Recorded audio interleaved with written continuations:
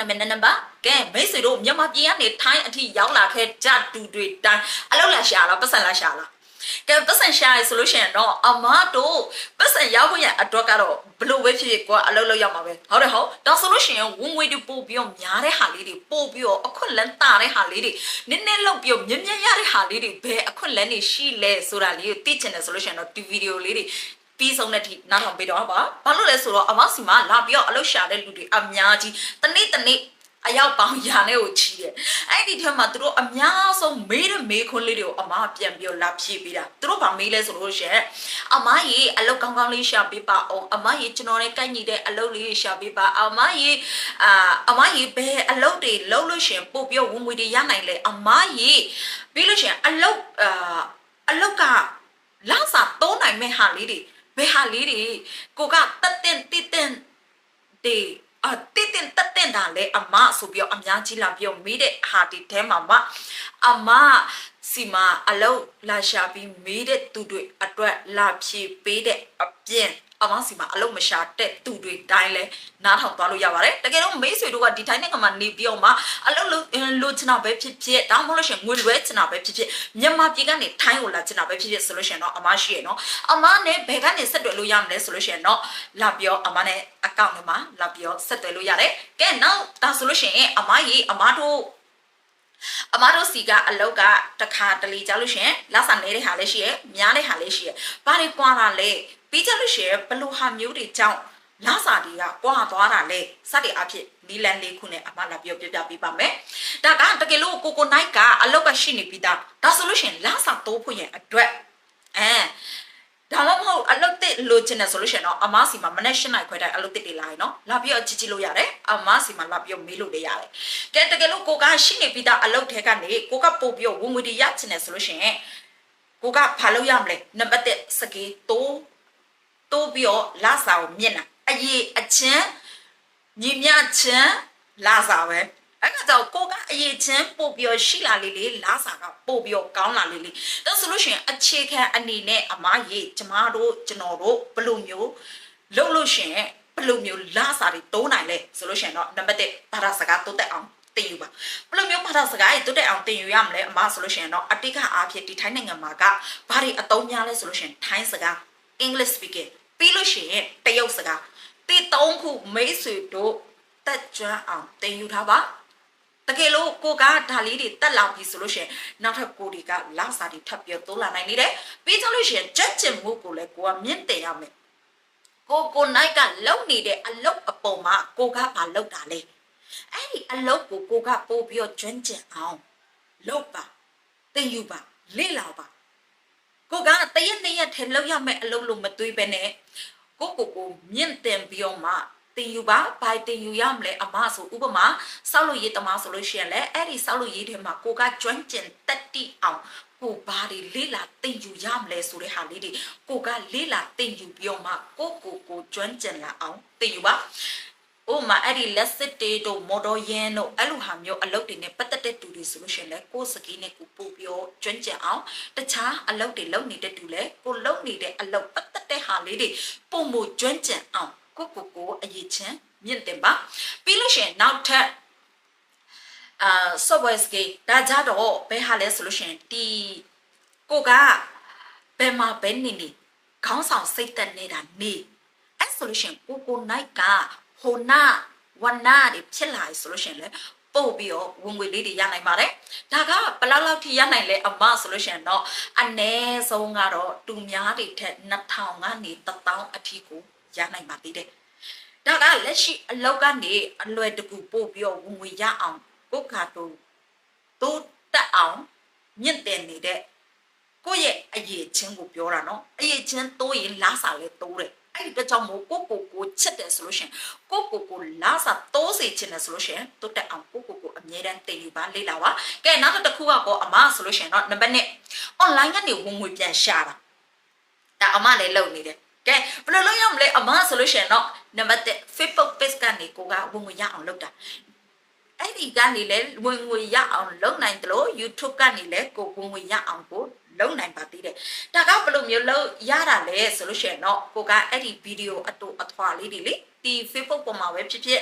YouTube ပေါ်မှာပဲဖြစ်ဖြစ်ကိုကဗီဒီယိုအတူအထွားလေးတွေလုပ်ပြီးတော့တန်ရုံနဲ့ကိုကဝင်ငွေတစ်ခုအနေနဲ့ကိုကပြန်ပြီးတော့ရယူနိုင်ပါတယ်ဒီအကြောင်းလေးတွေအသေးစိတ်ထပ်ပြီးတော့သိချင်တဲ့တပဆိုလို့ရှိရင်တော့အမရဲ့ account follower လေးလုပ်ထားဖို့မမေ့နဲ့နောက်ပိုင်းကျလို့ရှိရင်အမပြန်ပြီးတော့အသေးစိတ်လေးတွေဘယ်လိုမျိုးဝင်ငွေရှာရလဲ Facebook ထဲကနေ YouTube ကနေအမဆိုပြီးတော့အမပြန်လာပြီးတော့ရှင်းပြပေးမယ်ကဲနောက်ထပ်တစ်ခုကြောင့်ရောအမဆိုလို့ရှိရင်တော့ကိုကမြန်မာနိုင်ငံမှာကိုမိဘတွေရှိနေတယ်ညီကိုမောင်နှမတွေရှိနေတယ်ဒါဆိုလို့ရှိရင်ကိုနိုင်ရထိုင်းမှာဒါဆိုလို့ရှိရင်ထိုင်းကနေမြန်မာကုန်ကူးမလားကာကိုလေးနဲ့ကိုပို့ပြီးတော့ရောင်းဝယ်ရေးတွေလုပ်လို့ရပါတယ်အဲ့ဒီကနေလည်းဝင်ငွေထပ်ပြီးရနိုင်ပါသေးတယ်နောက်တစ်ခုကျတော့ freelance job ဒါကတော့ကိုပိုင်အလုပ်လုပ်ပေါ့နော်အဲ့ဒါကဘယ်ဟာတွေလုပ်ရလဲဆိုလို့ရှိရင် graphic design တို့ပြီးကြလို့ရှိရင် content တို့ဒါကြတော့ဘာတွေနဲ့တက်ဆိုင်သွားလဲဆိုခုနYouTube တွေတို့ Facebook တွေတို့အဲ့ဟာလေးတွေနဲ့တက်ဆိုင်သွားတယ်ဒါကြတော့ကိုကဒါလေးတွေမတိသေးဘူးမတက်သေးဘူးဆိုလို့ရှိရင်နောက်ပိုင်းကျလို့ရှိရင်ခက်နောက်ကျသွားမယ်နော်ခက်မနောက်ကျချင်ဘူးဆိုလို့ရှိရင်ကိုချစ်တယ်ဆိုလို့ရှိရင်လေးလာပါဘယ်မှာလေးလာရမလဲအမဆိုလို့ရှိရင်နော်တကယ်လို့ကိုနိုင်ကအမစီကနေအနှဲငယ်ချင်းစီနည်းချင်းစီတင်ယူသွားမယ်ဆိုလို့ရှိရင်တော့အမ account follower လေးလုပ်ထားလို့ရတယ်အမတခုချင်းစီအမလုပ်ရင်လုပ်တယ်လို့မျိုးအမလည်းပြန်ပြောလာမျှဝေပေးမယ်ဘာလို့လဲဆိုတော့အမစီမှာလာပြီးတော့အလုပ်ရှာတဲ့လူတွေတော်များများရင်လည်းနေတိုင်းတော့ဖွင့်တယ်နောက်မထောင်နိုင်လောက်အောင်ပဲအဲ့တော့မှအမမကင်တာများတယ်နော်မကင်တာတော့မှလေစားနဲ့ရေးပြီးတော့ပို့ပြီးတော့ကိုရင်ဖွင့်တာအမလည်းနားလဲပါတယ်အမကိုယုံကြည်လို့အမကိုအားကိုးလို့အမကိုယဉ်နီးတယ်လို့ခံစားနေရလို့မိတ်ဆွေတို့ရဲ့ခံစားချက်လေးကိုပြန်ပြီးတော့ရင်လာဖွင့်နေဆိုတဲ့အကြောင်းအဲ့ဒီတကြောင်မို့မိတ်ဆွေတို့ရနေတဲ့လစာကမလောက်မှန်အမသိဘာလို့လဲဆိုတော့မိတ်ဆွေတို့ကမမနဲ့ကြက်ဥအသက်ဆက်နေရတာဘယ်နှစ်ရက်တောင်ရှိနေပြီလဲပြီးလို့ရှိရင်အိမ်ကိုမပို့ရလို့မျက်ရည်ကျတဲ့လတွေဘယ်နှစ်လတောင်ရှိနေပြီလဲအမကိုနိုင်ကအဲ့လိုမျိုးကြုံခဲ့ဘူးတဲ့အဲ့ဒီကြောင့်မို့ကိုနိုင်ကထပ်ပြီးတော့အခွင့်အရေးလေးတွေလိုချင်တာဘာကြောင့်လဲဝင်ငွေပို့ပြီးတော့တိုးချင်လို့ဟုတ်တယ်ဟုတ်ဒါဆိုလို့ရှိရင်ဝင်ငွေလေးတွေတိုးအောင်ကကိုကဘယ်လိုမျိုးလုပ်ရမလဲတရက်ထဲနဲ့ကိုကအများကြီးတင်ယူလို့မရအောင်ဆိုလို့ရှိရင်လေတရက်ကို100ခိုင်နှုန်းလောက်ပဲကိုဘာသာကိုတိုးတက်အောင်လုပ်အမတော့အဲ့လိုမျိုးပဲလုပ်တယ်ထိုင်းစကားလဲအမအဲ့လိုမျိုးပဲတင်ယူခဲ့တာပဲဒီစကေးတွေလဲအမအဲ့လိုမျိုးပဲတင်ယူခဲ့တာပဲဘာလို့လဲဆိုတော့အမငငယ်ကလေးအကြောင်းတက်တာအမတိတ်ပြီးတော့ပညာရေးပိုင်းမှာအမတိတ်ပြီးတော့အမတန်ဘူးဒါပေမဲ့အမအစီးပွားရေးကိုအရင်ကြိုက်တယ်6တန်းနှစ်ကလေးကအမအစီးပွားရေးရှာတယ်အဲ့ဒါကြောင့်အမြဲတမ်းအခွင့်အလမ်းတွေရှာတဲ့ခါကျတော့ဒီငွေကြီးတွေနဲ့ဒီပတ်စံရှာနေတဲ့ကိစ္စလေးတွေကြောင့်အမအမြဲတမ်းစိတ်ပါဝင်စားစွာနဲ့အမတရက်ကို100ခိုင်နှုန်းလောက်ပဲအမတိုးတက်အောင်လုပ်လိုက်တယ်ရက်100ဆိုလို့ရှိရင်တော့100ခိုင်နှုန်းဖြစ်သွားတာပေါ့နော်ဟုတ်တယ်ဟုတ်ကဲဒါဆိုလို့ရှိရင်တော့မိတ်ဆွေတို့ကအဲ့လိုမျိုးမလုံးနိုင်ဘူးလားအမဆိုလို့ရှိရင်ငယ်တုန်းကလေအတန်းထဲမှာဆိုလို့ရှိရင်နောက်ကနေရီလို့ရှိရင်အဆင့်1လောက်ရရနော်ဟမ် Whatကဲဒါဆိုလို့ရှိရင်တော့နောက်ထပ်အမရေတကယ်လို့အမပြောတယ်လို့မျိုးပဲ online ကနေဝင်ငွေရှာမယ်ဆိုလို့ရှိရင်တစ်လဘယ်လောက်ရနိုင်လဲသိချုံလား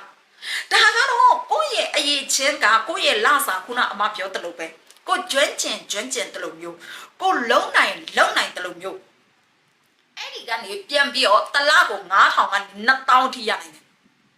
မယုံဆိုစမ်းကြည့်ဒါပေမဲ့ကိုနိုင်ကကိုရဲ့စကေးပေါ်မှာမူတည်တာဖြစ်တဲ့အတွက်ကြောင့်ကို update မလုပ်ချင်တဲ့သူတွေအတွက်ကြောင့်ဒါတွေကတော့တိတ်ပြီးကြိုက်မှာမဟုတ်ဘူးလက်စာနဲ့ပဲကြိုက်လိမ့်မယ်နော်ကဲနောက်တစ်ခုကတော့အလုပ်ပြောင်းဖို့ရအတွက်စူးစမ်းချင်တဲ့သူတွေအတွက်အမကြီးကျွန်တော်တို့ကအလုပ်လေးတွေဘာလုပ်ရမလဲအလုပ်လေးတွေပြောင်းချင်တယ်ဒီအလုပ်ထဲမှာကလက်စာကမတိုးနိုင်တော့ဘူးဒါပေမဲ့ကျွန်တော်တို့ကနောက်ထပ်အခွင့်အလမ်းလေးတွေလိုချင်တယ်စသည်အဖြစ်မေးနေကြတဲ့သူတွေအတွက်ဘာလုပ်ရမလဲဆိုလို့ရှိရင်တော့အတွေ့အကြုံတွေကိုကိုကဒီအလုပ်မှာနှစ်ရှည်လများနေလာခဲ့ပြီးအတွေ့အကြုံတွေလည်းများတယ်ပြီးလို့ရှိရင်လည်းကိုလုပ်ပေးတဲ့ဟာလည်းများတယ်ဆိုလို့ရှိရင်လက်စာတူတာပေးမပေးထွက်မယ်လို့တော့ပြောထွက်မယ်လို့ကြောက်လို့ရှိရင်ပေးတယ်အမဒီဗာလေဘက်တူနမ်းမှာဗာလေအထဲတွေရောင်းတော့ဆိုလို့ရှိရင်လေအမကိုဆက်ပေးတော့ဘယ်လောက်လဲဆိုလို့ရှိရင်တလမှ1000ခွဲအဲ့ဒီကနေအမဈေးရောင်းတာလေသူတို့ခိုင်းတာ30ပဲခိုင်း15 20လောက်ကိုအမလုပ်ပေးတယ် ဘာလို့လဲဆိုတော့အမကအမနိုင်ဆိုလို့ရှိရင်လာဆောင်အမမကြည့်ဘူးအမအသိကြုံလိုချင်တာတကယ်လို့အမကဒီဘက်တူနားမှာနေပြီးတော့နှစ်ရှည်လာများနေလာခဲ့ပြီးလို့ရှိရင်အမကဒီမှာဆိုင်တွေဖွင့်နိုင်မယ်ကွာပြီးလို့ရှိရင်အမက fashion designer လည်းလုပ်ဖို့တော့ဖြစ်တဲ့အတွက်ကြောင့်အမအတွက်အဲ့ဒီအထည်တွေကရင်းနှီးပြီးသားအဲ့ဆိုလို့ရှိရင်အမအတွက်ကဒီနေရာမှာအမကျင်လည်မယ်ဆိုလို့ရှိရင်အမကဒီတထေးတွေနဲ့လည်းရင်းနှီးဖို့လိုတယ်ပြီးကြလို့ရှိရင်ဘေးပတ်ဝန်းကျင်တွေနဲ့လည်းရင်းနှီးဖို့လိုတယ်မိတ်တွေလည်းလိုတယ်အဲ့ခါကျတော့အမကတထေးအလုပ်လုပ်ဖို့အမစိတ်ထဲမှာမထားဘူးအမကိုပိုင်အလုပ်လုပ်ပဲအမစိတ်ထဲမှာထားတယ်အဲ့ခါကျတော့အမကအလုပ်လုပ်ရင်းနဲ့လည်းပျော်တယ်ပြီးလို့ရှိရင်လည်းကိုယ့်ရဲ့အတွေ့အကြုံတစ်တွေလည်းအမြဲတမ်းရတာဖြစ်တဲ့အတွက်ကြောင့်ပို့ပြီးတော့လည်းပျော်တယ်လက်စာရတော့ပို့ပျော်တာပေါ့နော်အဲ့ခါကျတော့အမကလက်စာတိုးတောင်းတယ်ပေးတယ်ဒါပေမဲ့အမကပြန်ပြီးတော့ဒီအလုပ်ကိုလာလုပ်တဲ့ခါဒီအလုပ်ရှာဖွေရေးပြန်ပြီးတော့လာလုပ်တဲ့ခါကျတော့အမကအဲ့အလုပ်ကိုနားလိုက်တယ်တထေးကဘယ်လိုမျိုးပြန်လာပြောလဲဆိုတော့နင်ကငါဆိုင်ဖွင့်ပေးမယ်တဲ့တလား9000ပေးမယ်လာခဲ့တဲ့တော့အောင်လို့ဘာလို့လဲဆိုတော့သူများရဲ့ဘယ်လိုပြောမလဲအမကလေစူးစမ်း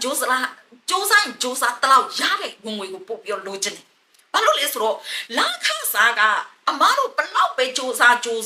သူတို့ပေးတဲ့လာစားတဲ့ကိုပို့ပြီးတော့မရဟုတ်တယ်ဟုတ်အဲ့ဒါကြောင့်အမပို့ပြီးတော့စူးစမ်းချင်တယ်ပို့ပြီးတော့ဝင်ငွေရချင်တယ်အဲ့ဒါကြောင့်မို့အမမသွားတာကဲဒါဆိုလို့ရှိရင်အမအမလို့ပြောနိုင်တာပေါ့ဆိုမဟုတ်ဘူးတကယ်လို့မိတ်ဆွေတို့ကလည်းအဲ့လိုမျိုးလည်းလုံနိုင်တယ်တကယ်လို့ကိုနိုင်ကရိုးရိုးဝန်ထမ်းဆိုပါစို့ကိုကစူပါဗိုက်ဇာဆိုတဲ့ဟိုနာဖြစ်အောင်ကိုကတစ်ဆင့်ပြန်ပြီးတက်လာအဲ့ဆိုလို့ရှိရင်ရိုးဝန်ထမ်းနဲ့ဟိုနာဖြစ်တဲ့လူနဲ့ဘယ်သူကပို့ပြီးလာစားရနိုင်လဲစဉ်းစားကြည့်ဟုတ်ပြီလားအဲ့ဆိုလို့ရှိရင်အဲ့ဒီဝန်နာကနေသူ့အထက်ကမန်နေဂျာကကိုပို့ပြီးလာစားမရနိုင်ဘူးလာ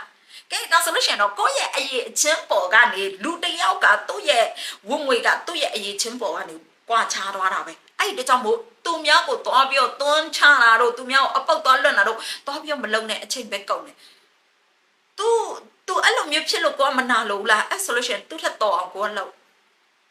ဒါမှမဟုတ်လို့ရှိရင်လေသူ့လိုမျိုးဝင်မရချင်လားသူလောက်တဲ့နီလန်းအတိုင်းကိုလိုက်လို့အဲ့ဆိုလို့ရှိရင်ပို့ပြီးတော့အဆင်မပြေနိုင်ဘူးလားဟုတ်တယ်ဟုတ်ဒါဆိုလို့ရှိရင်အလုပ်ထဲမှာတော့မှရိုးဝန်ထမ်းကနေကိုကဝန်နာဖြစ်အောင်လုပ်မယ်ကွာခေါင်းဆောင်ဖြစ်အောင်လုပ်မယ်ကွာဒါဆိုလို့ရှိရင်ဝင်ငွေထပ်ပြီးတော့တိုးနိုင်သေးတယ်အဲ့ဒီဝန်နာကနေကိုကမန်နေဂျာဖြစ်အောင်ကိုကစူးစမ်းကွာအဲ့ဒီကနေစူးစမ်းပြီးတော့ကိုကတာဝန်ယူလာတဲ့အလျောက်ဝင်ငွေရတယ်အပေါ်မှာရလာနိုင်တယ်ကဲဒါဆိုလို့ရှိရင်တော့အမအဲ့ဒါကဘယ်လောက်ထိရနိုင်လဲဆိုလို့ရှိရင်တော့အနည်းဆုံး15000ကနေ3000ထိရနိုင်တယ်မယုံလို့ရှိရင်တော့မိကြည့်အဲ့ဒီဝန်နာတွေကဲနောက်ထပ်အမဒါဆိုလို့ရှိရင်တော့နောက်နံပါတ်4ဆိုတဲ့ဟာကြောင့်ကိုခုနအမပြောထားပြီးနော်နံပါတ်1နဲ့3အဲ့ဆိုလို့ရှိရင်နံပါတ်4ကောအမဝင်ငွေရနိုင်တဲ့ဟာကြောင့်ရောဆိုစီးပွားရေးစတင်တာဒါကြောင့်ကိုပိုင်စီးပွားရေးဒါပေမဲ့ကိုကကိုတော့တော်ပြီးတော့မလုံးနဲ့နော်အကောင်လုံးဖမ်းခံနေဦးမယ်နောက်ဆိုရင်ဘယ်လိုမျိုးလုပ်ရမလဲအမဆိုလို့ရှိရင်တော့ဒီထိုင်းနိုင်ငံသားတွေနဲ့ဖက်ဆက်လုပ်ပါဆက်လုပ်ပြီးတော့မှကိုကပြန်ပြီးတော့သွားပြီးတော့တိုင်မယ်နောက်ပိုင်းကျမှဘယ်လိုမျိုးလုပ်ရမလဲဆိုတဲ့ဟာလေးတွေအမပြန်လာပြီးတော့ဗီဒီယိုအသေးစိတ်လေးပြန်ပြီးတော့ရှင်းပြပေးမယ်ကိုပိုင်စီးပွားရေးလုပ်ချင်တဲ့သူတွေအတွက်ကဲဒါဆိုလို့ရှိရင်တော့ကိုဒီကနီဥပဒေအတိုင်းဘောင်အတွင်းအဖမ်းလည်းမမိအောင်အဖမ်းမခံရလေအောင်ဥပဒေအတွင်းမှာပဲကိုကနေပြီးတော့အခွန်ဆောင်ပြီးတော့အလုပ်လုပ်သွားမယ်ဆိုလို့ရှိရင်ရည်ရွယ်ထားတဲ့သူတိုင်းအမအကောင့် follower လေးလုပ်ထားလို့ရတယ်အမပြန်ပြီးတော့လာပြီးတော့ရှင်းပြပေးမယ်ဘယ်လိုနည်းဥပဒေအတိုင်းလုပ်သွားရမလဲဆိုတာဒါဆိုလို့ရှိရင်လုပ်ချင်တာတော့ဟုတ်ပါပြီအမဒါပေမဲ့ဘယ်လိုမျိုးလုပ်မှာလဲစီဝါရေးဆိုတာကလေအများကြီးပဲလေမဟုတ်လားခေါင်းစဉ်အောက်မှာဒါဆိုလို့ရှိရင်အဲ့ဒီခေါင်းစဉ်တွေကဘာတွေလဲနံပါတ်1ပစ္စည်းတွေတင်သွင်းတာ import output လုပ်တာ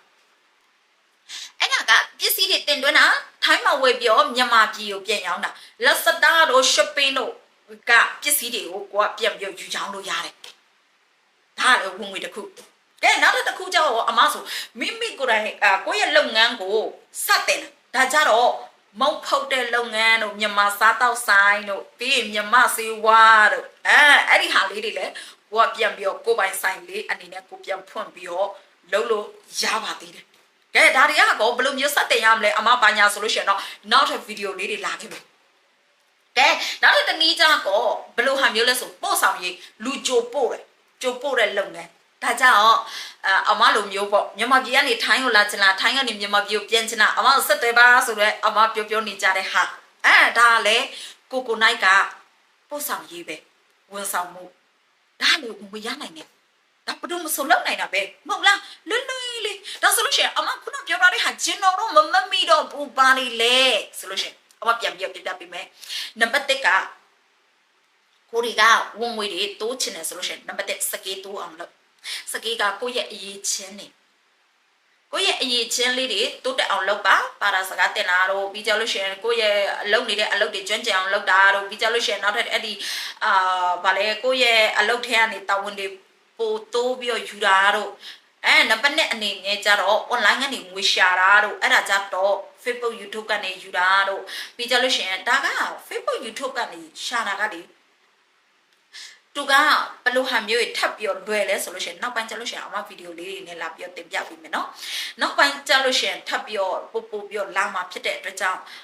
တကယ်လို့ကိုယ့်ရဲ့အတိတွေတငယ်ချင်းတွေမိတ်ဆွေတွေကိုလည်းကိုယ့်လိုမျိုးပဲအတိပူတူတာတွေတိုးပြီးဝင်ငွေလေးတွေပို့ပြီးတိုးပွားစေခြင်းနဲ့ကိုယ့်ရဲ့အတိတွေတငယ်ချင်းတွေမိတ်ဆွေတွေညီကိုမောင်နှမလေးတွေရှိရဆိုလို့ရှိရင်လည်း share ပေးဖို့ပြောပေးဖို့မမင်းနဲ့သူတို့လေးတွေလည်းဝင်ကြည့်ပြီးမှကိုယ်နဲ့အတူတူဘဝလေးတွေပို့ပြီးတိုးတက်တော့အောင်အ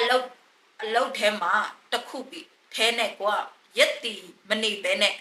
အလုပ်တစ်ခုနေ့ဘက်မှာအလုပ်တစ်ခုလုပ်ပြီးညဘက်မှာအလုပ်နောက်တစ်ခုလုပ်ရင်းနဲ့ကိုယ့်ဘဝကိုလည်းတိုးတက်အောင်လုပ်ရင်းနဲ့ဝင်ငွေတွေလည်းအများကြီးရရင်းနဲ့ကိုယ့်ရဲ့ဘဝတွေပုံမူပြီးပျော်ရွှင်ဝင်ငွေတိုးတဲ့ဘဝလေးတွေရချင်တယ်ဆိုလို့ရှိရင်တော့သူတို့ကိုလည်းရအောင်မျှဝေပေးလိုက်ပါပြီးလို့ရှိရင်ဘဝဘယ်လိုမျိုးပြောင်းချင်လဲဆိုလို့ရှိရင်တော့ဘောကပြောင်းလဲချင်တယ်ဆိုလို့ရှိရင်တော့အလုပ်တစ်ခုတန်းနဲ့မနေနဲ့စကေးတိုးအောင်လုပ် online ကနေငွေရှာအလုပ်ပြောင်းဖို့စူးစမ်းစီးပွားရေးစတင်ဒီလက်ချက်ကိုပေါင်းဆက်ပြီးတော့မှစူးစမ်းလိုက်ပါအချိန်ကုန်ရင်တိုးတက်နိုင်ပါတယ်လုံနိုင်ပါမလားလို့မထင်နဲ့စပြီးတော့ဒါလှုပ်ဆောင်ကြည့်လိုက်ပါအောင်မြင်ပါပါမေးချင်တာလေးများရှိရဆိုလို့ရှိရင်လည်းအမရဲ့ comment မှာဝင်ရောက်ပြီးတော့မေးလို့ရပါတယ်အဲ့ဒီအမေးလေးတွေကိုလည်းအမပြန်လဲပြီးတော့ကောက်ယူလာပြီးတော့မှပြန်ပြီးတော့လာပြီးတော့တင်ပြပေးမယ်ဟုတ်ပြီလားသိချင်တာရှိရဆိုလို့ရှိရင် comment လေးမှာရေးထားခဲ့ပေးပါအမပြန်လာပြီးတော့ပြပြပေးပါမယ်ဒီနေ့ကတော့ဒီလောက်ပါပဲ bye bye နောက်ဗီဒီယိုလေးမှာဆုံကြမယ်